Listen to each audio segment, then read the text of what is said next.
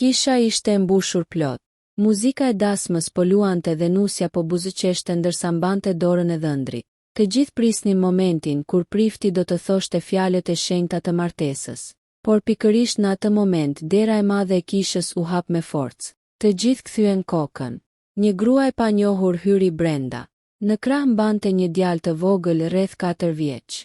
Fytyra e saj ishte e zbetë, por syt plot vendosmëri. Ajo eci drejt altarit dhe tha me zë të fortë: "Ndaloje këtë dasmë sepse ky fëmijë është djali i dhëndrit."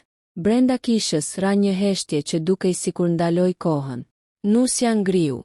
Dhëndri u zbardh në fytyrë. Dhe askush nuk e dinte se ajo që do të zbulohej në ato minuta do të shkatëronte shumë jetë. Ishte një ditë e bukur pranvere në qytetin e vogël të Korçës. Dielli ndriçonte butë mbi rrugët e kaldrëmta dhe kambanat e kishës po binin ngadalë, duke njoftuar fillimin e një ceremonie martese. Brenda kishës, gjithçka ishte përgatitur me kujdes. Lule të bardha dekoronin çdo stol dhe një qilim i kuq shtrihej nga dera deri tek altari. Në fund të kishës qëndronte dhëndri, Arbeni. Ai ishte një burr rreth 32 vjeç, i veshur me një kostum elegant të zi.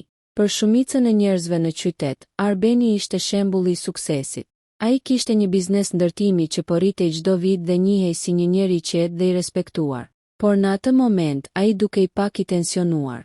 Ai rregulloi jakën e këmishës dhe hodhi një vështrim drejt derës së kishës. Pas pak, muzika filloi. Dera u hap dhe Nusja hyri brenda. Elira ishte 26 vjeçe, me flokë të gjatë e errët dhe një buzëqeshje që dukej se ndriçonte gjithë kishën. Fustani i saj i bardhë lëvizte lehtë mbi qilimin e kuq ndërsa ajo ecte ngadalë drejt altarit. Në krah kishte baban e saj, një burr i heshtur që dukej krenar dhe emocional njëkohësisht. Të ftuarit u ngritën në këmbë. Disa gra fshinin lotët. Për të gjithë kjo dukej si një histori perfekte dashurie. Arbeni dhe Elira ishin njohur 2 vite më parë në një festë organizuar nga miqtë e përbashkët. Që nga ajo natë, gjithçka kishte ecur shumë shpejt. Ata u fejuan brenda një viti dhe tani po martoheshin. Kur Elira arriti tek altari, babai i saj ja vendosi dorën Arbenit dhe tha me zë të ulët: "Ta besoj vajzën time." Arbeni buzëqeshi dhe tundi kokën. "Do ta bëj të lumtur," tha ai. Prifti filloi ceremoninë. Fjalët e tij të qeta dhe të ngadalta mbushën kishën ndërsa të gjithë dëgjonin me respekt. Martesa është një bashkim i shenjtë mes 2 njerëzve që vendosin të ecin së bashku në jetë. Elira shikonte Arbenin me dashuri, por në një moment Arbeni hodhi një vështrim të shpejt drejt derës së kishës. Si të ishte duke pritur diçka. Elira e vuri re. "Je mirë," i përshpëriti ajo. "Po thjesht pak nervoz," tha ai. Ceremonia vazhdoi. Prifti ngriti librin dhe tha: "Tani do të vijë momenti i betimeve." Kisha ishte në heshtje. Të gjithë prisnin momentin më të rëndësishëm. Prifti u kthye nga Arbeni. "Arben, a e pranon këtë grua si bashkëshorten tënde? Për ta dashur dhe respektuar gjithë jetën." Arbeni mori frymë thellë, por para se ai të fliste, dera e kishës u hap me një zhurmë të fortë. Të gjithë u kthyen me një herë. Një grua qëndronte në hyrje. Ajo kishte flokë të errët të lidhur shpejt dhe një pallto të thjeshtë. Në krah mbante një djalë të vogël që dukej rreth 4 vjeç. Fëmia po shikonte përreth i hutuar. Gruaja filloi të ecte drejt altarit. Hapat e saj jehonin në gjithë kishën. Njerëzit filluan të përshpërisnin. "Çfarë po ndodh? Cila është ajo?" Kur gruaja arriti në mes të kishës, ndaloi dhe shikoi drejt Arbenit. Sytë e saj u mbushën me zemërim. "Ndaloje këtë dasmë," tha ajo me zë të fortë. Prifti mbeti i habitur. "Të lutem zonjë, kjo është një ceremoni." Por gruaja nuk e la të përfundonte. Ajo ngriti pak fëmijën në krah dhe tha: "Sepse ky djalë është djali i dhëndrit." Brenda kishës shpërtheu një murmuritje e fortë. Elira u kthye me një herë nga Arbeni. "Çfarë?" Arbeni u zbardh në fytyrë. Ai nuk tha asnjë fjalë. Gruaja vazhdoi të ecë deri para altarit. "Unë quhem Sara," tha ajo. "Dhe para 5 vitesh, ky burr më premtoi se do të martohej me mua." Ajo shikoi drejt Elirës. Më pas u zhduk. Kur i thash se isha shtatzën, ai nuk më besoi dhe nuk u kthye më. Fëmia po shikonte Arbenin me sy të mëdhenj dhe të qetë. Elira ndjeu se toka po i rëshiste nën këmbë. Ajo u kthye nga Arbeni. "Më thuaj që kjo është gënjeshtër." Arbeni hapi gojën, por nuk doli asnjë fjalë. Dhe pikërisht në atë moment, fëmia i vogël shtriu dorën drejt tij dhe tha një fjalë që e bëri gjithë kishën të ngrinte frymën. Babi. Fjala e vogël e djalit ra në kishë si një rufe. Babi. Askush nuk lëvizi. Për disa sekonda dukej sikur ajri në kishë ishte ngrirë. Të gjithë shikonin një herë fëmijën, pastaj Arbenin. Elira ndjeu zemrën t'i rrihte fort në gjoks. Ajo e shikoi Arbenin drejt në sy. Thuaj diçka, përshpëriti ajo. Por Arbeni duke i paralizuar. Sytë e tij ishin ngulur tek fëmia. Djali i vogël kishte flokë të errët dhe sy të thellë kafe, shumë të ngjashëm me të tij. Sara e mbajti fëmijën më fort në krah. E sheh, tha ajo me një buzëqeshje të hidhur. As nuk guxon ta mohoj. Murmuritjet në kishë u shtuan. Një grua nga fundi tha me zë të ulët. Zoti i madh, kjo është skandal. Babai i Elirës u ngrit menjëherë nga vendi dhe eci drejt altarit. Ai ishte një burr i gjatë, me fytyrë të ashpër. Ai u ndal përballë Arbenit. Çfarë është kjo histori? Pyeti me zë të rënd. Arbeni kaloi dorën mbi fytyrë. Unë nuk e di. Sara qeshi me ironi. Nuk e di, tha ajo. Ajo nxori një fotografi nga çanta dhe e ngriti lart. Në foto ishte Arbeni më i ri, duke përqafuar Sarën në një plazh. Do edhe prova të tjera, tha ajo. Njerëzit filluan të afrohen pak nga stola për të parë më mirë. Elira ndjeu se syt po i mbusheshin me lot. Arben, a është e vërtet që e njeh këtë grua? Pyeti ajo. Ai heshti për disa sekonda. Pastaj tha ngadalë. Po. Një zhurmë fort habie kaloi në përkish. Elira u tërhoq një hap prapa. Po, përsëriti ajo. Por kjo nuk është ajo që duket, tha Arbeni shpejt. Sara u afrua edhe më shumë. Oh jo, është pikërisht ajo që duket, tha ajo. Fëmia po shikonte Arbenin me kuriozitet. Ai duke i hutuar nga gjithë njerëzit që po flisnin. Sara e uli pak në tokë. Djali qëndroi pranë saj dhe mbajti dorën e saj. Elira, tha Sara me një ton më të butë. Unë nuk kam ardhur këtu për të poshtëruar. Elira nuk tha asgjë, por ti meriton të dish me kë po martohesh. Arbeni ngriti zërin. Mjaft. Të gjithë u kthyen nga ai. Ai shikoi Sarën me zemërim. Ti nuk ishe të drejtë të vije këtu. Sara e shikoi drejt në sy. Dhe ti kishe të drejtë të zhdukeshe kur mësove se do të bëheshe baba? Kisha shpërtheu përsëri në përshpërima. Babai i Elirës shtrëngoi grushtat. Elira, tha ai, kjo dasmë ndale derisa të dim të vërtetën. Prifti qëndronte ende pranë altarit, i hutuar nga situata. Ndoshta duhet të vazhdojmë këtë bisedë jashtë kishës, tha ai me kujdes. Por Sara tunte kokën. Jo, e vërteta duhet të dëgjohet këtu. Para të gjithëve.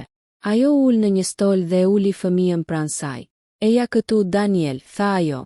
Djali u ul dhe filloi të luante me një makinë të vogël që kishte në xhep. Elira e shikoi. Sa vjeç është? Pyeti ajo me zë të dridhur. 4, tha Sara. Elira bëri një llogari të shpejt në mendje. Ajo dhe Arbeni ishin njohur 2 vite më parë. Pra kjo histori kishte ndodhur shumë më herët. Ajo u kthye nga Arbeni. Pse nuk më the kurrë? Arbeni heshti. Sara foli para tij. Sepse ai nuk donte që kjo pjesë e jetës së tij të ekzistonte. Arbeni u kthye nga ajo. Ti më the se fëmia nuk ishte i imi. Sara u ngrit menjëherë në këmbë. Sepse ti nuk më besove kur ta thash. Zëri i saj u mbush me emocione. Ti u largove. Ndryshove numrin. U zhduke. Fëmia ngriti kokën dhe i shikoi të dy. Mami, pse po bërtisni? Pyeti ai me zë të vogël. Sara ul menjëherë pranë tij. Asgjë zemra, gjithçka është në rregull. Por asgjë nuk ishte në rregull.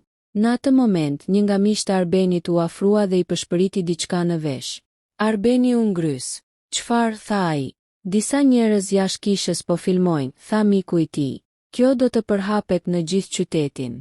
Arbeni shikoi përreth. Të gjithë po e shikonin.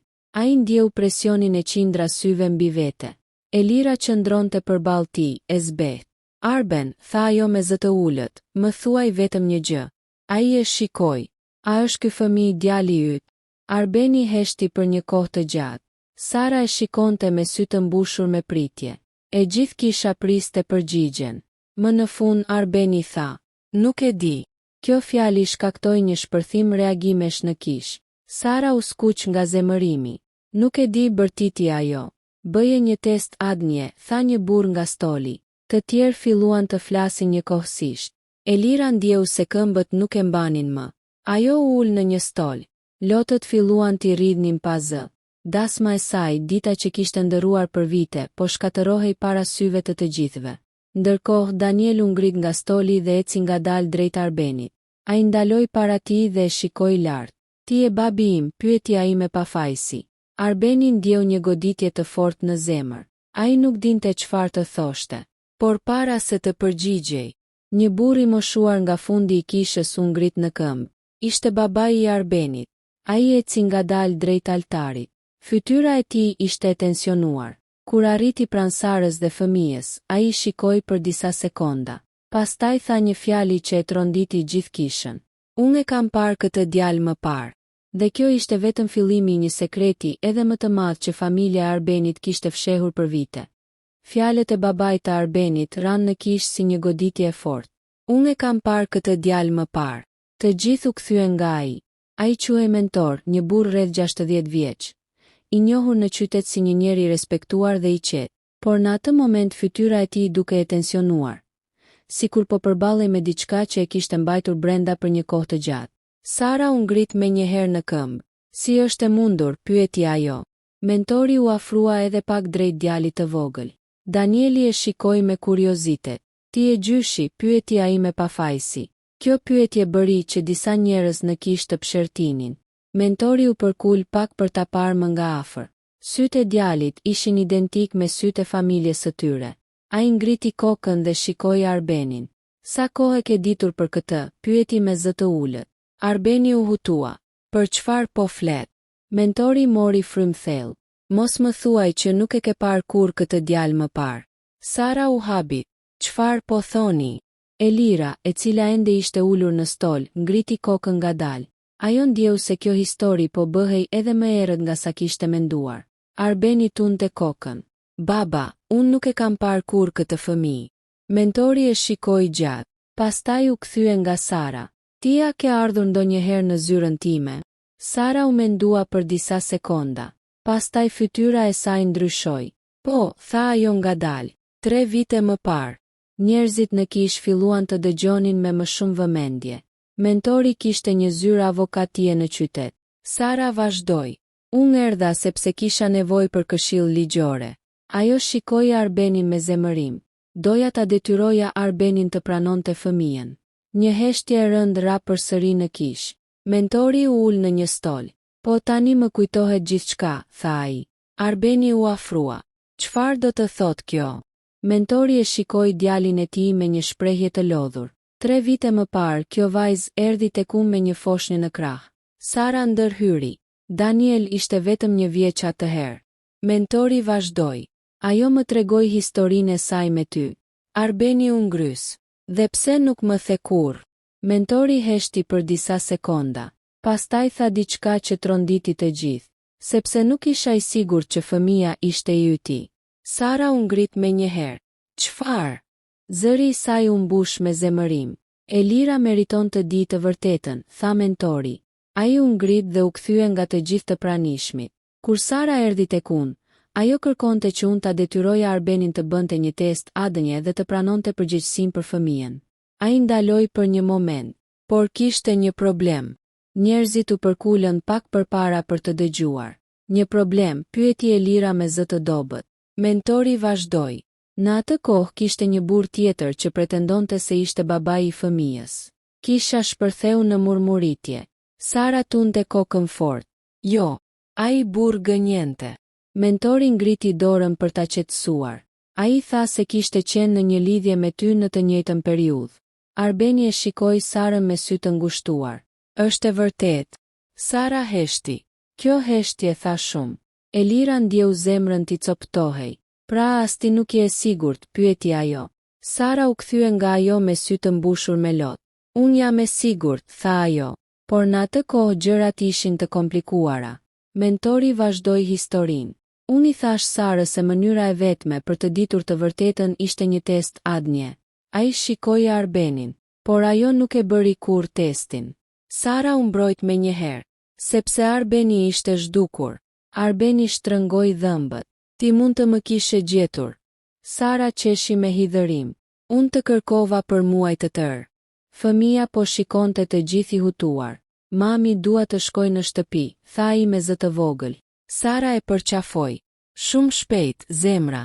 Por drama nuk ishte mbaruar. Në atë moment, një nga hallat e Arbenit u ngrit nga stoli dhe tha me zë të lartë. Ky është turp për familjen. Disa njerëz filluan të largohen nga kisha. Dasma ishte kthyer në një skenë skandali. Elira u ngrit në këmbë. Fustani i saj i bardhë dukej tani si një simbol i një ëndre të thyer. Ajo u afrua drejt Sarës dhe fëmijës. Për disa sekonda ajo vetëm e shikoi Danielin. Pastaj tha me zë të qetë. Ti nuk ke faj për asgjë. Fëmia buzëqeshi pak. Kjo e bëri Elirën të mbushte syt me lot. Ajo u kthye nga Arbeni. Por unë duhet të di të vërtetën. Arbeni u ndjej i bllokuar. Unë nuk e di çfarë të them. Bëj testin D, tha Elira. Kjo fjali ra si një vendim përfundimtar. Sara tundi kokën. Jam dakord. Mentori gjithashtu. Është e vetmja mënyrë. Në kishë ra një heshtje e thellë.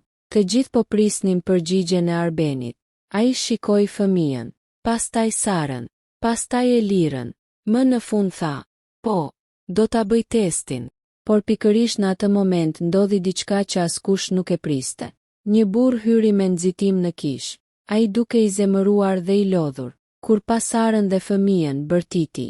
Pra këtu jeni. Të gjithë u kthyen nga ai. Sara u zbeh në fytyrë. Jo tani. Burri u afrua drejt altarit. Ai shikoi Danielin dhe pastaj Arbenin. Pastaj tha një fjali që e tronditi gjithë kishën. Ky fëmijë nuk është djali i tij, është djali im. Dhe në atë moment, e gjithë historia mori një kthes edhe më të papritur. Fjalët e burrit që hyri në kishë krijuan një heshtje të frikshme.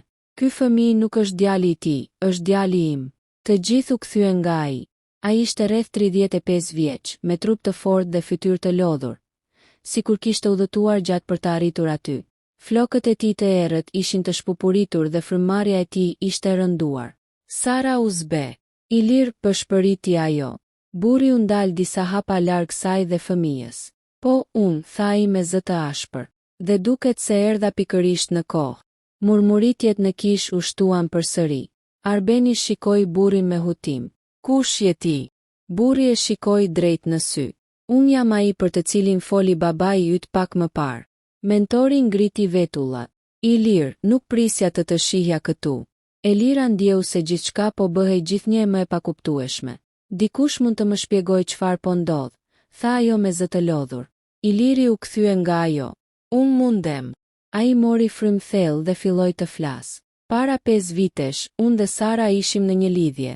Sara uli kokën, por në të njëjtën kohë ajo po dilte edhe me Arbenin. Një val habie kaloi në përkish. Arbeni u shtang. Çfarë? Sara ngriti kokën menjëherë. Nuk është ashtu. Iliri qeshi me hidhërim. Oh, është pikërisht ashtu. Ai u kthye nga të gjithë të pranishmit. Unë dhe Sara jetonim bashkë për disa muaj. Pastaj ajo u zhduk papritur. Sara shtrëngoi buzët, sepse marrëdhënia jon kishte marrë fund. Jo, tha Iliri me zë të ashpër, sepse ajo kishte filluar të dilte me Arbenin. Arbeni ndjeu një ndjesi të çuditshme në stomak. Ai u kthye nga Sara. A është e vërtet? Sara nuk foli. Kjo heshtje ishte përgjigje. Elira ndjeu se po i merrej fryma. Dasma e saj tashmë ishte kthyer në një histori që askush nuk do ta kishte imagjinuar. Iliri vazhdoi. Kur Sara më tha se ishte shtatzën, unë mendova se fëmia ishte imi. Ai shikoi Danielin me një përzierje emocionesh. Por disa javë më vonë ajo u zhduk. Sara u përpoq të fliste. Ilir, situata ishte shumë e komplikuar. Jo, e ndërpreu ai. Ti thjesht nuk doje të përballeshe me të vërtetën. Arbeni ndërhyri. Dhe tani vjen këtu dhe pretendon se fëmia është i yt. Iliri e shikoi me qetësi. Nuk po pretendoj. Ai nxori një zarf nga gjaketa. Unë kam prova. Në kishë u dëgjua një zhurmë lehtë habie. Mentori u afrua. Çfarë prove? Iliri hapi zarfin dhe nxori disa dokumente. Test D. Sara u zbeh menjëherë. Jo. Iliri ngriti letrën. Para 2 muajsh, Sara më lejoi të bëja një test. Të gjithë u kthyen nga ajo. Sara dukej sikur donte të zhdukej nga aty. sepse ajo nuk ishte më e sigurt për asgjë. Iliri vazhdoi. Rezultati ishte i qartë. Ai shikoi drejt Arbenit. Unë jam babai i Danielit. Kisha shpërtheu në një zhurmë të madhe. Disa njerëz filluan të flasin me zë të lartë. Të tjerë tundnin kokën të habitur. Arbeni qëndroi i ngrirë. Pra ky fëmijë nuk është i imi. Iliri tundte kokën. Jo. Sara filloi të qaj. Unë nuk doja që gjërat të dilnin kështu. Elira ndjeu një përzierje emocionesh të forta. Nga njëra anë ndjeu një lehtësim të çuditshëm, por nga ana tjetër ajo ishte ende plagosur. Ajo u kthye nga Sara. Pse erdhe këtu sot? Sara fshiu lotët, sepse për vite të tëra mendoja se Arbeni ishte babai i tij. Ajo shikoi Arbenin, dhe sepse kur pash që ai po martohej, mendova se po ikte përgjithmonë pa e ditur të vërtetën. Arbeni uli kokën, por e vërteta ishte ndryshe. Iliri u afrua drejt Danielit. Djali po e shikonte i hutuar. Ti e babi im, pyeti ai. Iliri u ul në gjunjë para tij. Po jam. Fëmia e shikoi për disa sekonda. Pastaj buzëqeshi. Kjo skene but me zgjidh dramës bëri që disa njerëz të ndjenin një lloj qetësie. Por për Elirën plagët ishin ende të hapura. Ajo u kthye nga Arbeni. Edhe nëse ky fëmijë nuk është i yt, ti më ke fshehur shumë gjëra. Arbeni u përpoq të fliste. Elira, unë. Por ajo ngriti dorën. Jo. Zëri i saj ishte i qetë, por i vendosur. Dasma mbaroi. Kjo fjali ra si një goditje në gjithë kishën. Arbeni u zbe. Çfarë? Elira hoqi ngadalë unazën nga gishti. Lotët i rridhnin në heshtje. Unë nuk mund të martohem me dikë që nuk di as vetë çfarë ka bërë në jetën e tij. Ajo vendosi unazën në dorën e tij. Kam nevojë për kohë. Pastaj u kthye dhe filloi të ecë drejt derës së kishës. Babai i saj u bashkua menjëherë me të. Kisha mbeti në heshtje ndërsa Nusja largohej me fustanin e bardhë që lëkundej lehtë. Arbeni qëndroi pa lëvizur pranë altarit. Dasma e tij kishte marrë fund, por ndërsa dera e kishës u mbyll pas Elirës. Mentori shikoi Sarën me një shprehje të çuditshme. Pastaj tha një fjali që tregonte se historia nuk kishte përfunduar ende. Ka ende një gjë që nuk është thënë. Sara ngriti kokën e frikësuar. Çfarë do të thuash? Mentori e shikoi drejt në sy. Arbeni nuk ishte i vetmi burr që t'i gënjeve atë vit. Dhe kjo fjali paralajmëroi një sekret tjetër që mund të shkatëronte edhe më shumë jetë. Fjalet e mentorit mbetën pezull në ajrin e rënd të kishës. Arbeni nuk ishte i vetmi burr që t'i gënjeve atë vit. Sara u ngrir në vend. Çfarë do të thoni? Pyeti ajo me zë të dobët. Të gjithë sytë u kthyen përsëri nga mentori. Edhe njerëzit që kishin filluar të largoheshin nga kisha u ndalën në derë për të dëgjuar. Mentori mori frymthell, sikur po vendoste të tregonte diçka që e kishte mbajtur për shumë kohë brenda vetes. Kur Sara erdhi në zyrën time 3 vite më parë, filloi ai.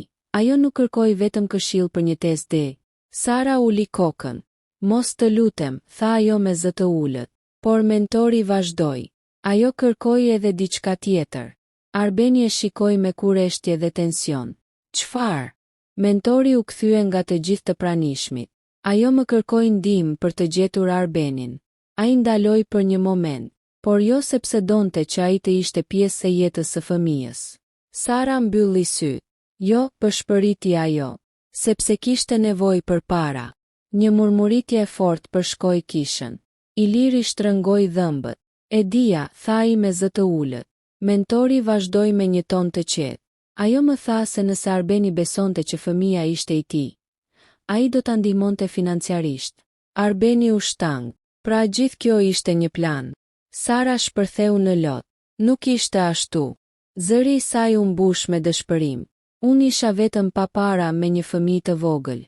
Ajo shikoi Danielin që po luante me makinën e tij të vogël pa kuptuar dramën që po ndodhte rreth tij. Unë nuk dija çfarë të bëja. Iliri u afrua. Pse nuk erdhe tek unë? Pyeti ai.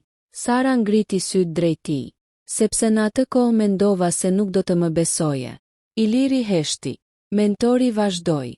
Unë i thash Sarës se nuk mund ta ndihmoja në një gënjeshtër. Ai shikoi Arbenin. Prandaj nuk të tregova kurrë për këtë histori. Mendova se ishte më mirë të mos e përfshija familjen tonë në atë situatë. Arbeni ndjeu një përzierje emocionesh. Zemërim, lehtësim. dhe një lodhje të thellë. Ai shikoi Sarën. Pra sot pse erdhe? Sara fshiu lotët nga fytyra. Sepse kur pash që po martoheshe, mendova se ishte momenti i fundit për të thënë të vërtetën.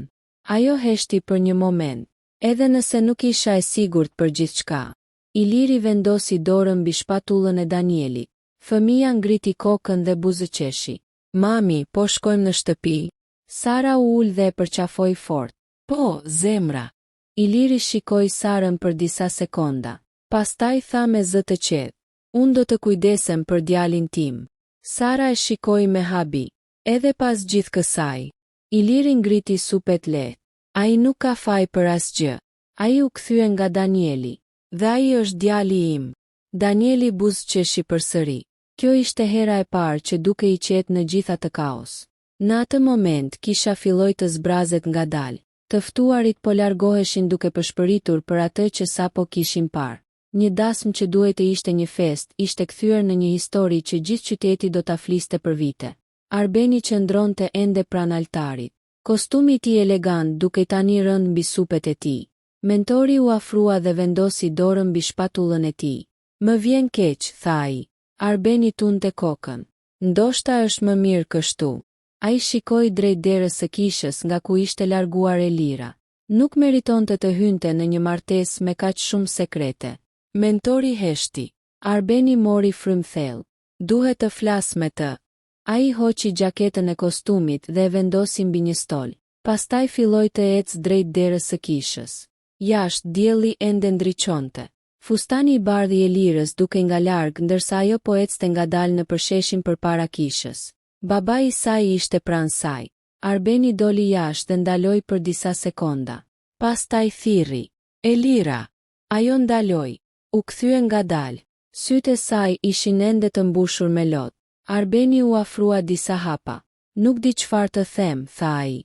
Elira e shikoi në heshtje. Por di një gjë, vazhdoi ai. Ti meriton një jetë pa drama si kjo. Elira mori frymë thellë. Unë të doja, tha ajo. Edhe unë. Por ndonjëherë dashuria nuk mjafton, tha ajo me zë të butë.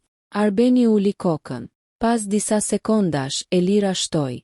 Ndoshta një ditë do të flasim përsëri. Ajo buzëqeshi lehtë, një buzëqeshje e trisht, por e sinqert.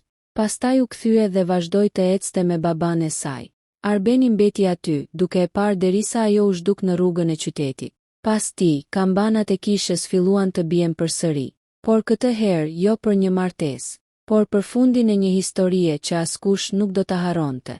Dhe në qytetin e vogël, për shumë kohë njerëzit do të flisnin për atë ditë kur një dasmë u ndal nga një grua një fëmijë. Dhe vërteta që askush nuk e priste.